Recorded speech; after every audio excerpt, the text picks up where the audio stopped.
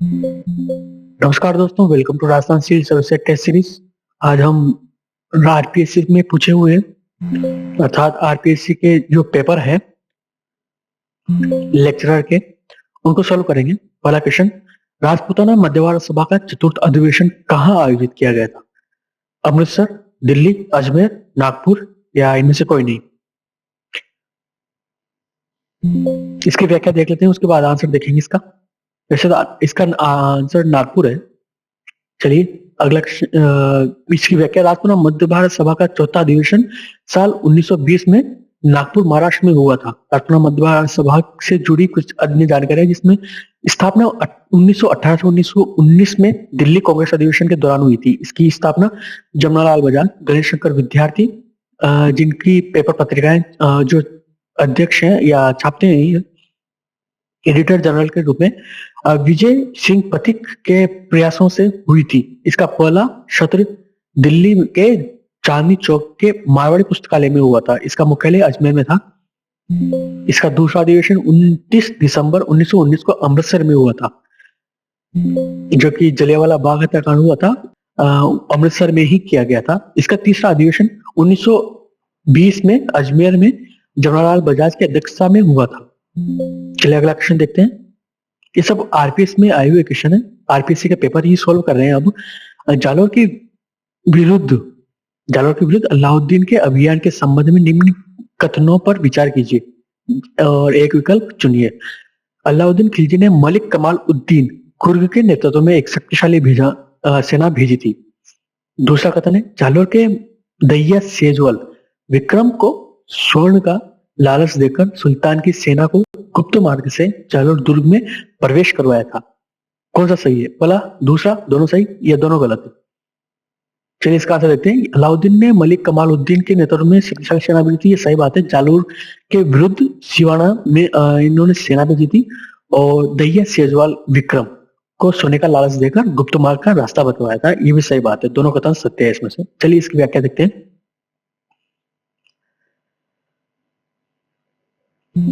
ये इसकी पूरी व्याख्या है, आप पढ़ लीजिएगा। अगला क्वेश्चन देखते हैं। निम्न में से कौन से युग्म सही सुमेलित है? ज्वाला माता मंदिर जोबनेर, केवाय माता मंदिर केंसरिया, सुंदा माता सांबर। चलिए इसकी व्याख्या देखते हैं, आप खुद सोल्व कर लोगे इसे। व्याख्या के अनुसार, राजस्थान में ज्वाला माता मंदिर मुख्य रूप से दो स्थानों पर स्थित है, जोबनेर में भी है और जोधपुर में भी है। और केवाय माता मंदिर केंसरिया राजस्थान में है और सुंदा माता मंदिर लगभग 900 वर्ष के करीब पुराना है और जो ऊंची पहाड़ियों में बसा हुआ है। इनमें मां सुंदा की मूर्ति स्थापित की जालोर जिले में बीरमा सुंदा में स्थित है। राजस्थान का पहला रोपवे यहीं पर लगा हुआ है, पहला रोपवे राजस्थान का। यह केवाय माता मंदिर कुछ इस प्रकार से दिखता है और ज्वाला माता मंदिर जोबनेर और सुंदा माता मंदिर। अगला क्वेश्चन, निम्न में से किसने भील शिक्षा के लिए खड़नलाई आश्रम की स्थापना की थी? इसका आंसर देखते हैं। ये माणिक्य लाल वर्मा इसका सही आंसर है। इसकी पूरी व्याख्या, माणिक्य लाल वर्मा ने कहां पर आश्रम की व्यवस्था की थी और इसका इफेक्ट क्या पड़ा था, प्रभाव, महत्व, उद्देश्य क्या थे और इनका प्रभावशीलता क्या रही, ये इस प्रकार का दिखता है। ये माणिक्य लाल साहब है। एक खड़नलाई आश्रम में स्थापना की थी। इसका उद्देश्य था शिक्षा का प्रसार, सामाजिक जागरूकता, आर्थिक विकास और खड़नलाई आश्रम के प्रमुख कार्य स्कूल, कौशल विकास, स्वास्थ्य सेवाएं और सामाजिक कार्य, स्पेल समुदाय खड़नलाई। ये स्क्रीन पर डाल दे रहा हूं, इसको पढ़ लीजिएगा ढंग से। अगला क्वेश्चन, पांचवा क्वेश्चन, चित्रकार नानक राम रामनाथ और जोशी सवाई राम किस चित्रकला से संबंधित है?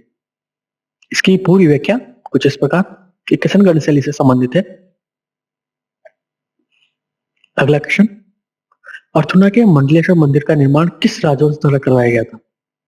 चौहान, प्रतिहार, गोहिल, परमार, इनमें से कोई नहीं? इसका आंसर देखते हैं। इसका परमार शासकों ने इसका निर्माण करवाया था। इसकी व्याख्या, वास्तुशिल्प का एक नमूना है जो अर्थुना मंदिर के राजस्थान बांसवाड़ा जिले में स्थित प्राचीन खूबसूरत मंदिर है। इसका निर्माण परमार शासकों ने करवाया था, राजवंश। और इतना खास क्यों है और प्राचीन शिलालेख कौन कौन से मुद्रित है और अर्थुना का इतिहास, निष्कर्ष। कुछ इस प्रकार का दिखता है ये मंदिर। अगला क्वेश्चन देखते हैं।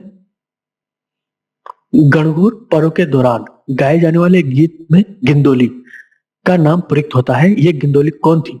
राव सात की पुत्री, बहादुर शाह की पुत्री, अहमदाबाद के सूबेदार महमूद बेग की पुत्री, मालानी के शासक मल्लीनाथ की पुत्री। यह इनमें से आपको नहीं आता। चलो इसका आंसर देखते हैं। इसका सही आंसर तीसरा है, यह महमूद बेग की पुत्री थी। और ये रही इसकी व्याख्या। आखिर क्यों मनाया जाता है, इसका उद्देश्य क्या थे? ये प्री और मेंस आपको दोनों में आपको हेल्प करेगा ये व्याख्या। सरस्वती भंडार, अनूप संस्कृत पुस्तकालय, पुस्तक प्रकाश और शास्त्र भंडार, जोधपुर, आमेर, बीकानेर, जयपुर, इनमें से कौन सा सुमेलित है? देखिए इसमें ये जो दो दे रखे हैं ये तो चलिए आपको इसकी व्याख्या से आपको सब कुछ समझ में आ जाएगा, क्योंकि ये पुस्तक प्रकाश भंडार 3 से 4 जगहों पर है और शास्त्र भंडार भी 3 से 4 जगहों पे है। तो अपन इसमें एलिमिनेशन प्रोसेस सही होगा, ये पहला और दूसरा, जो कि सरस्वती भंडार उदयपुर में और अनूप संस्कृत भंडार बीकानेर में। इसी से सही आंसर चुनना पड़ेगा। बाकी ये दो है, पुस्तक प्रकाश भंडार और शास्त्र भंडार, ये जोधपुर, आमेर, ऐसे कई जगहों पर जयपुर, जोधपुर, उदयपुर, बीकानेर। चलिए इसकी व्याख्या से आपको सब समझ में आ जाएगा। स्क्रीन पर डाल दे रहा हूं, पॉज करके पढ़ लीजिएगा। ये कुछ इस प्रकार का दिखता है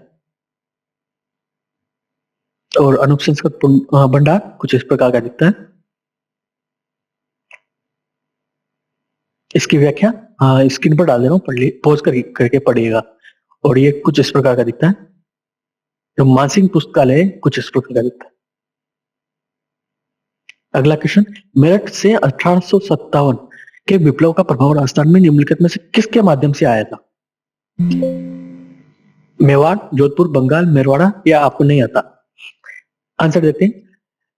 इसका सबसे पहले प्रभाव बंगाल नेटिव इन्फेंट्री में था, क्योंकि जो सबसे पहले इसका प्रभाव बंगाल में पड़ा था, क्योंकि वहां क्रांतिकारी गतिविधियां सबसे पहले होती थी और सबसे ज्यादा। और वैसे देखा जाए तो बिहार, झारखंड, छत्तीसगढ़ के कई क्षेत्र जो पश्चिम बंगाल है, नहीं सॉरी बंगाल है, आज जो आज का पश्चिम बंगाल है वो भी इसमें इंक्लूड था। तो कि काफी बड़ा क्षेत्र था बंगाल और घनत्व भी ज्यादा था, इसलिए सबसे ज्यादा एक्टिविटीज बंगाल में दिखाई देती थी। तो इस वजह से बंगाल के कुछ सैनिक भी, बंगाल नेटिव इन्फेंट्री जो कि राजस्थान में एक सेना का गठन था जो जिसमें बंगाल के सैनिक थे, जिस वजह से इनके साथ पक्षपात किया गया, जिससे विप्लव हुआ 1857 की क्रांति का। चलिए इसकी व्याख्या देखते हैं। Bengal native infantry 27। अगला क्वेश्चन, इसकी पूरी व्याख्या कुछ इस प्रकार स्क्रीन पर डाल दे रहा हूं, पढ़ लीजिएगा, प्री और मेंस दोनों में काम आएगी। 1938 ईस्वी में मेवाड़ प्रजामंडल की स्थापना के समय इसका उपाध्यक्ष कौन था? भूरेलाल वेल, रमेश चंद्र व्यास, माणिक्यलाल वर्मा, बलवंत सिंह मेहता, ये आपको नहीं आता। कौन सा आंसर सही है? 1, 2, 3, 4। इसका सही आंसर देखते हैं। इसका बलवंत सिंह मेहता इसका सही आंसर है और इसकी स्थापना माणिक्यलाल वर्मा ने की थी। इसकी व्याख्या कुछ इस प्रकार स्क्रीन पर डाल दे रहा हूं, आप पढ़ लीजिएगा। और ये अगला क्वेश्चन, निम्नलिखित में से कौन सा युग्म मेला और दिन तिथि सुमेलित है? बाणगंगा मेला जो है वैशाख पूर्णिमा को पड़ता है, बाणेश्वर मेला माघ पूर्णिमा को पड़ता है, डिग्गी का मेला श्रावण महोत्सव, कपिल मुनि का मेला कार्तिक महोत्सव। चलिए इसकी व्याख्या देखते हैं, आपको सब समझ में आ जाएगा। बाणगंगा मेला हर वर्ष बैसाख जो कि अप्रैल मई में होती है कि पूर्णिमा के दिन आयोजित किया जाता है। और बाकी पढ़ लीजिएगा। और अगला मेला गणेश्वर मेला जो कि दक्षिण राजस्थान का सबसे बहुत फेमस मेला है, ये आदिवासियों का मेला कहा जाता है। अगला है, इसमें ये दांगड़ी नृत्य करते हुए कुछ महिलाओं को देखा जा सकता है। दांगड़ी नृत्य साउथ राजस्थान में देखा जाता है। डिग्गी कल्याण जी का मेला उसके बारे में, और कपिल मुनि जी का मेला जो कि बीकानेर में भरता है, इसकी खासियतें कपिल मुनि जी के बारे में। Thank you.